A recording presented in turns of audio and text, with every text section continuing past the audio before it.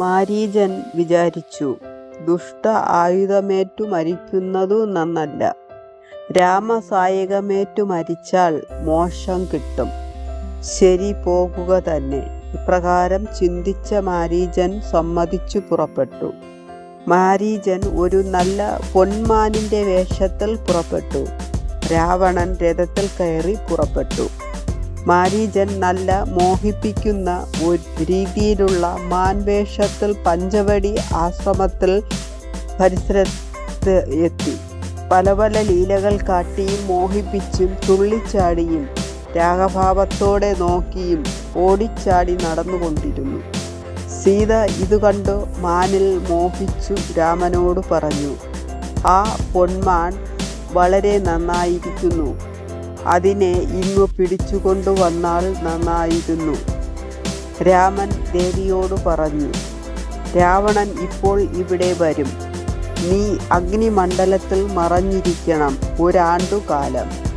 രാവണവധം കഴിഞ്ഞ് ഉടൻ ദേവിയെ വീണ്ടെടുത്തു നമുക്ക് അയോധ്യയിലേക്ക് പോകാം.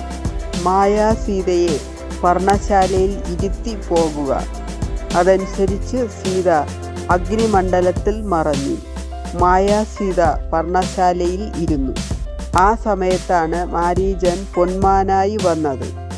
സുന്ദരരൂപിയായ മാനിനെ കണ്ടു സീത പറഞ്ഞു, ഇതിനെ ഇങ്ങു പിടിച്ചു കൊണ്ടുപോരുക. മായാസീതയുടെ ആഗ്രഹസാധ്യത്തിനായി രാമൻ മാനിനെ പിടിക്കാൻ ചെന്നു. മാൻ ഓടി ഓടി അകന്ന വളരെ ദൂരെ പോയി മായ കാട്ടി. രാമൻ കൂടെ ഓടി. പിടികിട്ടുന്ന ലക്ഷണമില്ലെന്നു കണ്ട മാരീചനെ കൊല്ലാൻ അമ്പെയ്തു. വീണപ്പോൾ മാരീചൻ ദൈന്യനാദത്തിൽ കരഞ്ഞു.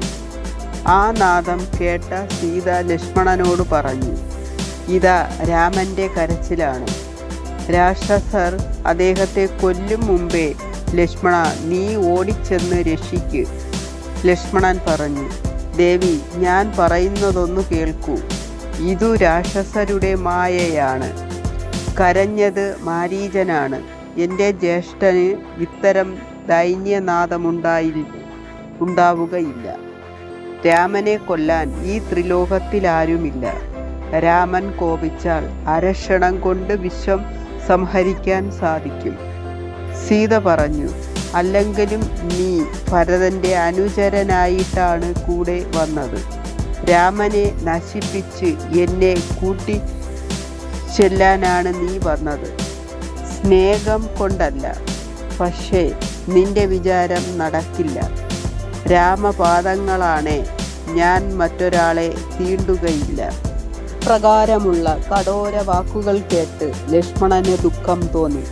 ലക്ഷ്മണൻ ഒരു രേഖ വരച്ച് അതിനപ്പുറം പോകരുതെന്ന് പറഞ്ഞു സീതയെ വനദേവതമാരെ ഏൽപ്പിച്ചു ജ്യേഷ്ഠനെ കാണാൻ നടന്നു.